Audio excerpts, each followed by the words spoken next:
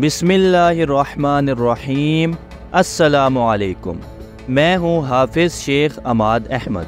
आप देख रहे हैं इस्लामिक इन्फो।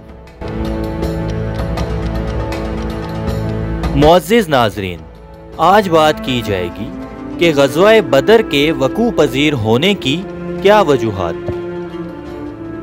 हिजरत के दूसरे साल ग़ज़वा बदर हुआ। इस ग़ज़वा को बदर कुबरा और ग़ज़वा बदर उज़्मा भी कहते हैं। बदर एक ऐसी जगह का नाम है कि जहाँ पर एक शख्स बदर बिन मुखलिद बिन कनाना ने पड़ाव किया था। बाज़ का कहना है कि बदर का मकाम बदर बिन हारिस से मंसूब है, जिसने यहाँ कुआं खोदा था। ग़ज़वा बदर के वक़ू पज़ीर होने का एक सबब ये था कि हज़ूर नबी करीम सल्लल्लाहु अलैहि वसल्लम ने ग़ज़वा सफ़वान से वापसी के बाद हज़रत अब्दुल्ला बिन हजश रज़ियल्लाहु ताला अन्हो की कमान में 8 मुजाहिदीन, कई रवायत में ये भी आता है कि 12 मुजाहिदीन या फिर 80 मुजाहिदीन को बतन नखला की तरफ भेजा। ये मुजाहिदीन जब बतन नखला में पहुँचे तो उनके करीब से कुरैश का एक तिजारती काफ़िला गुजरा, जिसमें उमर बिन अल हज़रमी भी शामिल था। हज़रत वाक़िद बिन अब्दुल्ला तमीमी रज़ियल्लाहु ताला अन्हो के तीर से उमर बिन अल हज़रमी मारा गया। बाकी मुशरिकीन भाग गए, कुछ गिरफ्तार हो गए। काफ़िले का सामान कब्ज़े में ले लिया गया। उमर बिन अल हज़रमी की हलाकत से कफ़ारे मक्का बहुत मुश्ताल हुए। हर काफिर अपने सीने में इंतकाम के शोले भड़काए हुए फिर रहा था और हर कोई खून के बदले खून से कम पर राज़ी ना था। मुअज़्ज़िज़ नाज़रीन, कुरैश का वो काफ़िला जो ग़ज़वा ज़िल अशीरा के मौका पर हज़ूर नबी करीम सल्लल्लाहु अलैहि वसल्लम के पहुँचने से कबल ही जा चुका था। जब आप सल्लल्लाहु अलैहि वसल्लम को उस तिजारती काफ़िले की शाम से वापसी की खबर मिली तो आप सल्लल्लाहु अलैहि वसल्लम ने मुसलमानों को क्या हुक्म दिया। रसूल करीम सल्लल्लाहु अलैहि वसल्लम कुरैश के जिस काफ़िले की आमद की खबर सुनकर मकाम ज़िल अशीरा तक तशरीफ़ ले गए थे और आप सल्लल्लाहु अलैहि वसल्लम के वहाँ पहुँचने से कबल ही अबू सुफियान काफ़िले को निकाल कर ले जा चुका था। जब आप सल्लल्लाहु अलैहि वसल्लम मदीना मुनव्वरा में वापस तशरीफ़ ले आए तो आप सल्लल्लाहु अलैहि वसल्लम को इतला मिली कि वो काफ़िला शाम से वापस आ रहा है और उस काफ़िले में कुरैश के ऊँट तिजारती सामान से लदे हुए हैं। उस काफ़िले में 30 या 40 अफराद हैं, जिनमें अबू सुफियान बिन हर्ब, मुहर्रमा बिन नौफिल और उमर बिन आस भी शामिल हैं। रसूल नबी करीम सल्लल्लाहु अलैहि वसल्लम ने जब ये खबर सुनी तो मुसलमानों को इस काफ़िले का रास्ता रोकने के लिए तैयारी का हुक्म दिया। मकसद ये था कि इस तरह कफ़ार कुरैश पर मुसलमानों का रोब तारी हो जाए और वो लोग जो गाहें बगाहें मदीना मुनव्वरा के अतराफ में लूट मार की नीयत से आते रहते हैं, उनको भी तंबीह हो जाए कि मुसलमान गाफिल नहीं हैं। अगर मुसलमानों के खिलाफ कोई हरकत की तो उनकी शाम के साथ तिजारत में रुकावट पैदा हो सकती है। हजूर नबी करीम सल्लल्लाहु अलैहि वसल्लम के हुक्म पर अंसार व मुहाजिरीन ने फौरी तौर पर तैयारी की। ये तैयारियां छुप कर नहीं बल्कि सरेआम की जा रही थी, इसलिए हर एक को मुसलमानों की इन तैयारियों का पता चल गया। मुअज़्ज़िज़ नाज़रीन, अबू सुफियान जब काफ़िले को लेकर अरब के नज़दीक पहुंचा तो उसे रास्ते में बाज़ लोगों से मुसलमानों के बारे में मालूमात मिली कि मुसलमान कुरैश के इस काफ़िले को रोकने का इरादा रखते हैं। ये सुनकर अबू सुफियान ने इख्तियाती तौर पर एक शख्स ज़मज़म बिन उमरुल गफ़ारी को उजरत मुकर्रर करके मक्का मुकरमा भेजा ताकि वो कुरैश के पास जाकर उनको सूरत हाल की खबर करे और काफ़िले और माल की हिफाजत के लिए उनको निकलने पर मजबूर करे। मुअज़्ज़िज़ नाज़रीन, ग़ज़वा बदर से कबल आतिका बिन अब्दुल मुत्तलिब ने क्या ख्वाब देखा। ज़मज़म गफ़ारी के मक्का मुकरमा आने से 3 रोज़ कबल आतिका बिनते अब्दुल मुत्तलिब ने एक ख्वाब देखा जिससे वो परेशान हो गईं और अपने भाई अब्बास बिन अब्दुल मुत्तलिब को बुलवाया और उनसे कहा کہ میں نے ایک ایسا خواب دیکھا ہے جس سے میں پریشانی میں مبتلا ہو گئی۔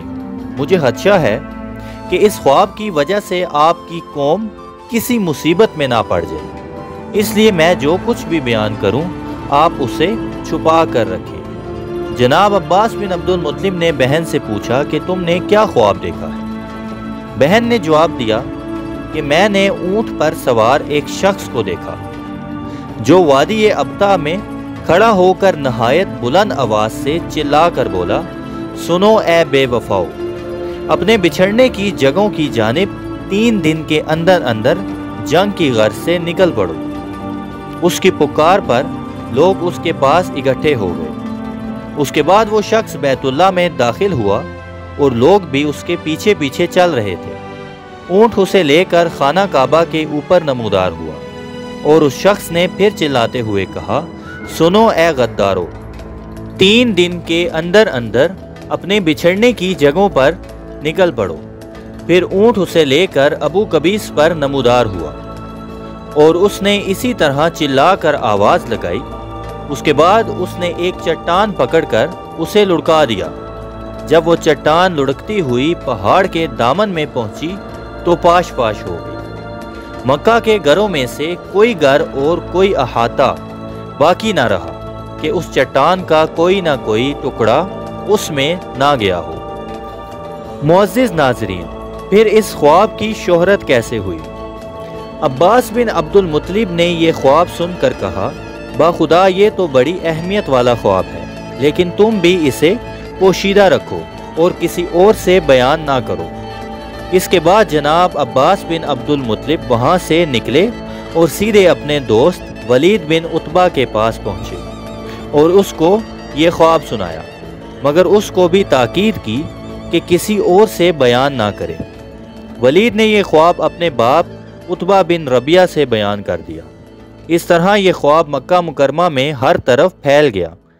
جناب عباس بن عبد المطلب کہتے ہیں کہ جب میں صبح سویرے بیت اللہ کا طواف کرنے کی غرض سے نکلا تو ابو جہل کو دیکھا، جو کہ قریش کے ایک مجمع میں بیٹھا ہوا تھا اور سب لوگ اس خواب کے بارے میں گفتگو کر رہے تھے۔ ابو جہل نے جب مجھے دیکھا تو کہا، اے ابو الفضل، طواف سے فارغ ہو کر ادھر آنا۔ میں فارغ ہونے کے بعد ان لوگوں کے پاس جا کر بیٹھ گیا تو ابو جہل نے مجھ سے مخاطب ہو کر کہا، اے بنی عبد المطلب، یہ نئی نبیہ تم میں کب سے پیدا ہو گئی ہے؟ میں نے کہا، کیا بات ہے؟ اس نے کہا، وہی خواب جو عاتقہ نے دیکھا ہے۔ میں نے پوچھا، اس نے کیا دیکھا ہے؟ کہنے لگا، اے بنی عبد المطلب، تمہیں یہ بات کافی نہ تھی کہ تم میں سے مردوں نے نبوت کا دعویٰ کر دیا تھا؟ اب تو تمہاری خواتین نے بھی نبوت کا دعویٰ کرنا شروع کر دیا ہے۔ یہ دعویٰ عاتقہ نے ہی تو کیا ہے۔ اس سے کہا گیا ہے کہ 3 دن کے اندر جنگ کے لیے نکل پڑو، اس لیے ہم بھی ان 3 دنوں میں انتظار کریں گے۔ جو وہ کہہ رہی ہے سچ تو وہی ہوگا۔ اگر 3 دن گزر گئے اور یہ بات سچ نہ ہوئی تو ہم تمہارے بارے میں ایک تحریر لکھ رکھیں گے کہ اہل حرم میں سب سے زیادہ تمہارا خاندان جھوٹا ہے۔ جناب عباس بن عبد المطلب کہتے ہیں کہ میں نے ابو جہل کو کوئی جواب نہ دیا سوائے اس بات کے کہ میں نے کہا، عاتقہ نے کوئی خواب نہیں دیکھا۔ شام کے وقت بنی عبد المطلب کی ہر عورت نے مجھ سے شکوہ کیا کہ میں نے ابو جہل کی باتوں کا اسے جواب کیوں نہیں دیا۔ ان کی باتیں سن کر مجھے بھی ابو جہل پر غصہ آ گیا اور کہا کہ اب اگر اس نے کوئی بات کی تو میں ضرور اس کا منہ بند کر دوں گا۔ معزز ناظرین، 3 دن بعد جب زمزم غفاری مکہ مکرمہ پہنچا تو اس نے مکہ کے لوگوں سے کیا کہا؟ تیسرے روز صبح کے وقت زمزم غفاری مکہ مکرمہ میں داخل ہوا۔ اس نے وادی بطن میں اپنا اونٹ کھڑا کیا۔ اس اونٹ کی اس نے ناک کاٹ دی، کجاوا الٹ دیا، اپنی قمیض پھاڑ لی اور چیخ چیخ کر قریش کو مخاطب کر کے کہنے لگا کہ تمہارے سامان والے اونٹ، تمہارے سامان والے اونٹ۔ لوگوں، محمد صلی اللہ علیہ وآلہ وسلم اور ان کے ساتھی گات لگائے ہوئے ہیں، اپنا مال بچاؤ جو ابو سفیان کے ساتھ ہیں، میں نہیں سمجھتا کہ تم اسے پا سکو گے۔ اس کا وویلا سن کر لوگ اکٹھے ہو گئے اور کہنے لگے کیا محمد صلی اللہ علیہ وآلہ وسلم اور ان کے ساتھی اس قافلے کو بھی عمرو بن الخزرمی کے قافلے کی طرح سمجھ رہے ہیں؟ رب کعبہ کی قسم ان کو بہت جلد پتہ چل جائے گا کہ ایسا نہیں ہو سکتا۔